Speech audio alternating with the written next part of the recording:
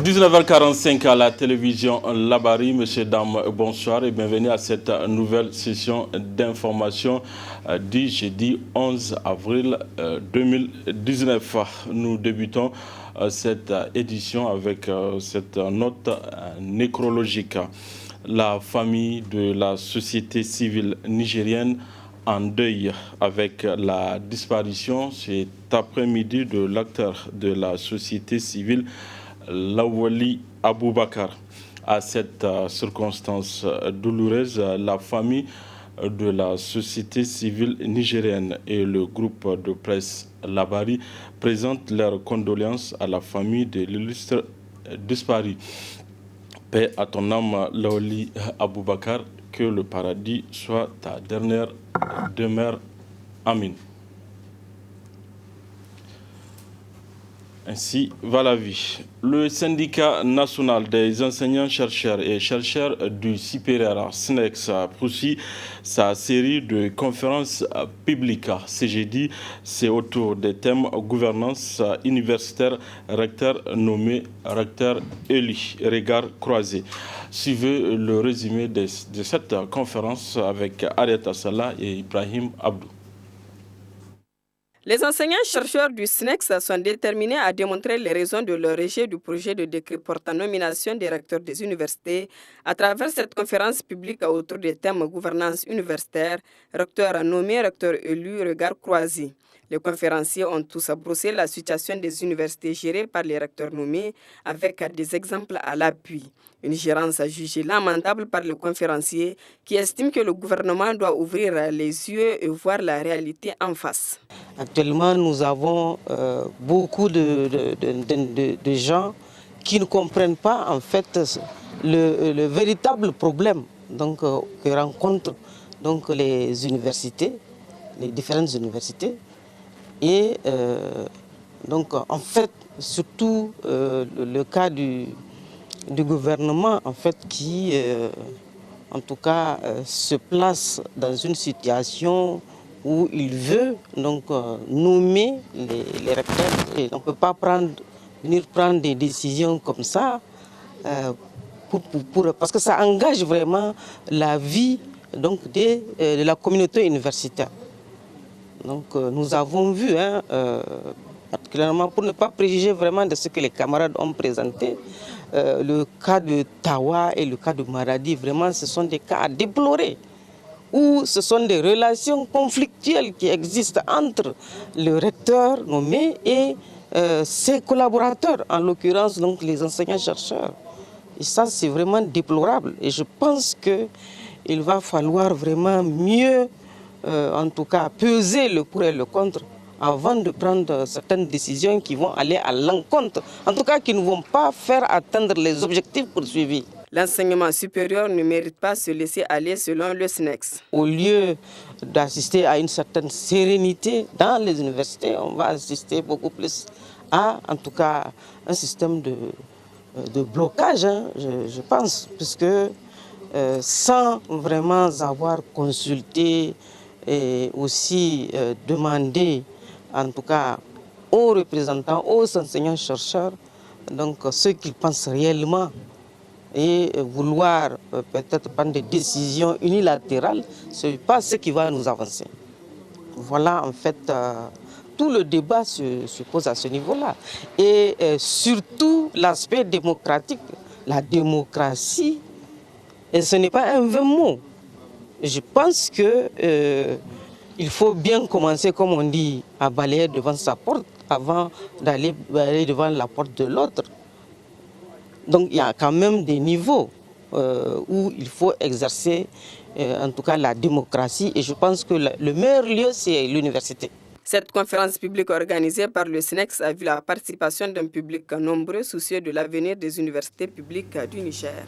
Entre hier et aujourd'hui, l'information qui est à la une dans les cercles de causerie et partout est l'extradition d'Ali Maroufa, dit Ali Terah, des États-Unis vers le Niger pour fait d'indélicatesse à l'endroit des autorités de notre pays. Une situation qui a suscité ce commentaire de notre éditorialiste Ali Sissé Ibrahim.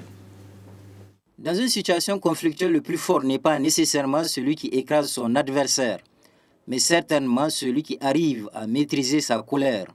Ce qui nous permet de toucher du doigt le cas d'Ali Marounfa, dit Ali Tera, qui est actuellement le principal sujet de causerie dans les salons, les fadas et les marchés. La situation dans laquelle se trouve Ali Tera pose le problème du comportement moral que doivent avoir les Nigériens tant sur le plan national qu'international, particulièrement en ce qui concerne l'observance de la politesse à l'endroit des autorités. Tout le monde est unanime. Les actes posés par Ali Tera sont aux antipodes de l'éducation de discipline, de politesse et de respect que les parents nigériens inculquent à leurs enfants.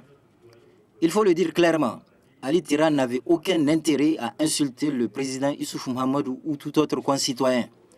Pour autant, les Nigériens doivent-ils être contents de voir un de leurs compatriotes enchaîné comme un singe et rapatrié chez lui? Assurément non. La conjoncture sur Ali Tera, voilà un exercice pratique que le ministère de la Renaissance culturelle doit se saisir pour rappeler aux Nigériens le respect qui est dû aux autorités en charge de la direction de l'État. Plus encore, il faut rompre avec la méchanceté et la culture de la haine. Les Nigériens ne doivent pas se délecter du malheur qui arrive à un de leurs. Et nous sommes convaincus d'une chose. Si le président Issoufou Mahamadou prenait sur lui de recevoir ne serait-ce que pendant 5 minutes Ali Tera, ce dernier au sortir de cette entrevue n'osera plus les impertinences dont il a été l'auteur. Beaucoup pensent qu'Ali Tera doit être châtié. Mais au-delà du châtiment, si la haine qui habite Ali Tera ne se transforme pas en amour, alors les autorités de la Renaissance auront perdu. Les responsabilités des dégâts enregistrés au cours des échauffourées entre les scolaires du secondaire et les forces de défense et de sécurité le mardi dernier et reviennent aux élèves, selon le gouverneur de la région de Dosso, Hassan Karanta, qui rétorque que les scolaires arrêtés lors de cette manifestation vont être jugés. Je vous propose de suivre Hassan Karanta, il est le gouverneur de la région de Niamey. Qu'est-ce qui a provoqué l'affrontement? Les élèves se sont réunis clandestinement, ils ont décidé de marcher et de faire des casses. La grève est autorisée, elle est constitutionnelle, c'est leur droit d'aller en grève. Mais ils ont le devoir de protéger les biens publics. Ils se sont mis à saccager les biens publics. Ils se sont mis à saccager des biens d'autrui, des véhicules, des maisons et surtout des arbres. Hein? Et ils ont brûlé des pneus sur le goudron. Ce goudron-là, ça coûte excessivement cher. Et maintenant, en place et lieu de nids de poules, nous allons avoir des nids d'autruche. Alors donc, nous avons interpellé un certain nombre sur les faits. Ce n'est pas parce qu'ils sont scolaires ou parce qu'ils ont fait grève qu'on les a pris. Non, on les a pris la main dans le sac. Et cela, je dis et je répète, que conformément à la loi, nous allons les traduire en justice. Un point barre. Les dégâts, nous sommes encore en train d'évaluer. Pour l'instant, nous avons fait une première évaluation et l'évaluation se poursuit parce que c'est le président de la délégation spéciale qui a mis un comité technique qui a sillonné la ville avec lui, disons, les forces de défense et de sécurité, hein, le procureur et moi, de l'aéroport à Lorsugungu. Nous avons été sur le terrain avec vous, les hommes de médias. Nous avons vu, nous avons filmé. Hein? Donc, nous allons faire le bilan complet. Et le moment venu, nous allons nous prononcer. Réunion ce matin entre les autorités de la ville de Niamey, les leaders religieux, les leaders d'opinion sur le phénomène de la mendicité. Objectif, trouver des pistes et solutions pour endiguer ces fléaux. Je vous propose de suivre ce reportage de Abdrazak Léo et Halidou Brema. Trouver ensemble des pistes de solutions à la mendicité. Objet principal de la présente réunion dans la salle de conférence de l'hôtel de ville. Étaient présents, entre autres, le gouverneur de la région de Niamey, le président de la délégation spéciale, le procureur de la République, ou encore le ministre de la Renaissance culturelle. Et une salle archi-comble, composée d'oulémas, leaders d'opinion, leaders religieux, présidents d'associations, présidents d'ONG et autres particuliers. Nous disons non à la prolifération et aux dérives liées à la mendicité dans notre capitale. Qui sont les complices à cette dérive? Parce que complices, il y a au niveau de la population, Quand vous circulez dans la ville de Niamey, si vous voyez des mendiants dans les carrefours, c'est qu'il y en a qui leur donnent. Il y en a certains qui créent l'attrait, qui créent l'afflux. Et ça, quelque part, c'est nous-mêmes. Quelles sont les mesures que nous devons prendre à l'encontre de ceux qui sont complices, à l'encontre de ceux qui encouragent cette mendicité dans les rues. Nous sommes tous d'accord, j'en suis certain, et unanimement, que cela ne colle pas avec nos valeurs sociales et encore moins nos valeurs religieuses. Les éléments sont là, ils vont le confirmer, preuve à l'appui. Qu'est-ce que la religion prévoit sur cette question de mendicité? Cette réunion a aussi pour but l'éradication purement et simplement de la mendicité. En ce qui concerne d'abord la mendicité, le code pénal fait un groupage de la notion de mendicité, de type de mendicité ou des catégories de mendicité ou de mendiants. La première catégorie, ce sont ceux-là qui mendient dans un lieu public ou privé. Des gens qui se lèvent, qui mendient dans un lieu public ou privé. La loi, elle a prévu une condamnation, rien que pour cela, une condamnation à une peine d'emprisonnement qui va de 3 mois à 6 mois. Au cours de cette réunion, la parole a été donnée aux participants pour des propositions concrètes, mais aussi l'intervention de Cheikh Djabir, qui a apporté un peu plus de clarté dans ce phénomène de mendicité. Il a notamment expliqué l'origine de la mendicité qui remonte au temps du prophète Mohammed. Paix et salut sur lui. 2 infrastructures réalisées dans la région de Maradi par les autorités de la 7e République. Il s'agit de la route Tchadoua-Mayaï et de l'hôpital de référence de Maradi. 2 joyaux appréciés par les bénéficiaires. Ces 2 réalisations seront inaugurées le 11 et le 12 avril 2019 par le président de la République, Issifou Mamadou. Suivez ce compte rendu avec nos envoyés spéciaux Hassan Saleh Mustafa et Chebou Egisso depuis Maradi. C'est la fin du calvaire pour les usagers du tronçon Tchadoua-Mayaï. Après plusieurs décennies de parcours de combattants, le rêve est devenu une réalité. Une voie bitumée relie désormais les 2 localités à la grande satisfaction des populations.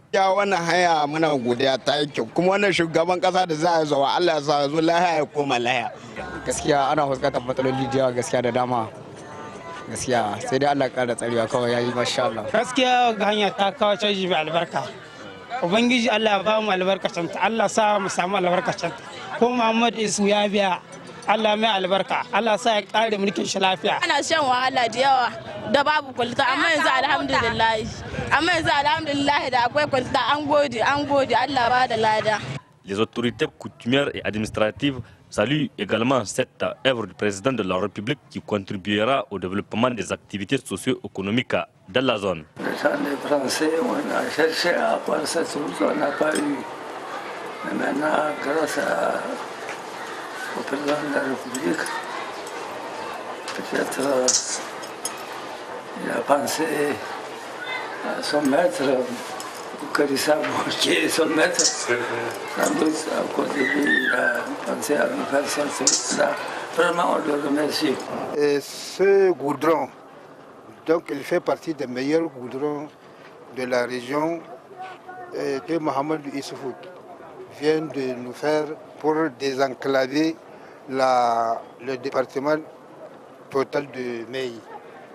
Et nous remercions le président de la République à mon nom et au nom de toute la population du département d'Agué.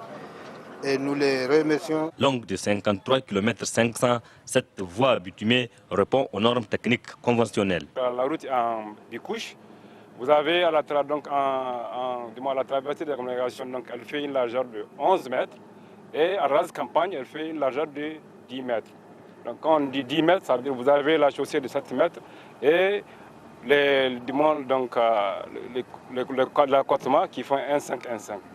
C'est-à-dire vous avez 7,5, c'est ça, plus les accotements qui font de 10 mètres.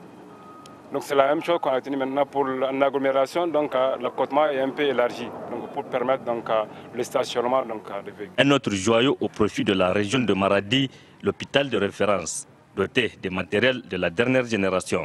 C'est un hôpital moderne, comme vous le voyez aussi, avec un plateau technique équipé d'appareils de pointe. Je veux parler surtout de l'imagerie médicale avec une IRM, imagerie par résonance magnétique, un CT scan, computer-tomographie scanner de 64 barrettes et un appareil d'imagerie numérique. La route Tchadouameyaï et l'hôpital général de référence ont coûté près de 80 milliards de francs CFA. Des travaux sont exécutés grâce à la détermination du président de la République, Issoufou Mahamadou, qui se bat pour l'amélioration des conditions de vie des populations de la région de Maradi en particulier et du Niger.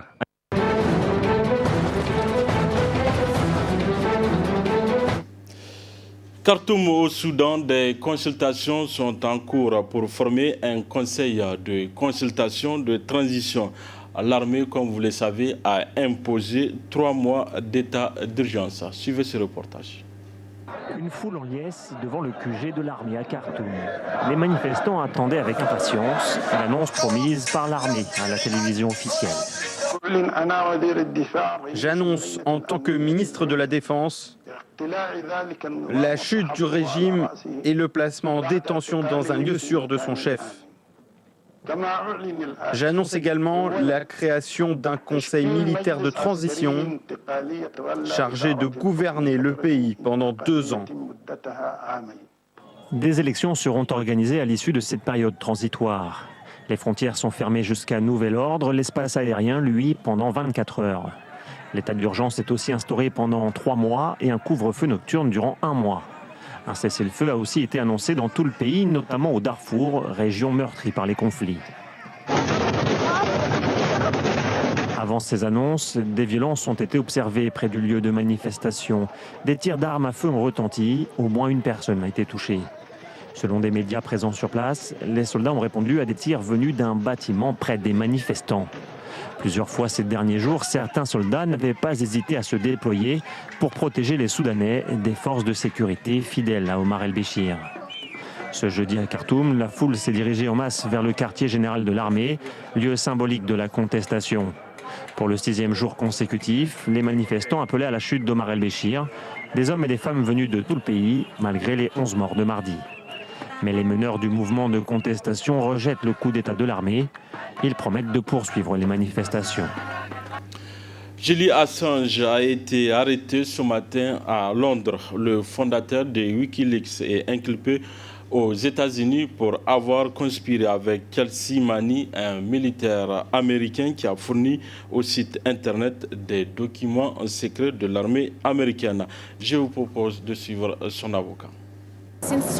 Depuis 2010, nous avons alerté sur le fait que Julian Assange serait poursuivi et extradé aux États-Unis pour les publications de Wikileaks. Malheureusement, aujourd'hui, nous avons la preuve que nous avions raison. Cela crée un dangereux précédent pour tous les médias et les journalistes en Europe et ailleurs dans le monde. Ce précédent signifie que n'importe quel journaliste peut être extradé et poursuivi aux États-Unis pour avoir publié de vraies informations concernant le pays. Voilà, messieurs et dames, c'est tout pour ce 19h45 de la télévision Labari. Merci à vous de l'avoir suivi. Au revoir.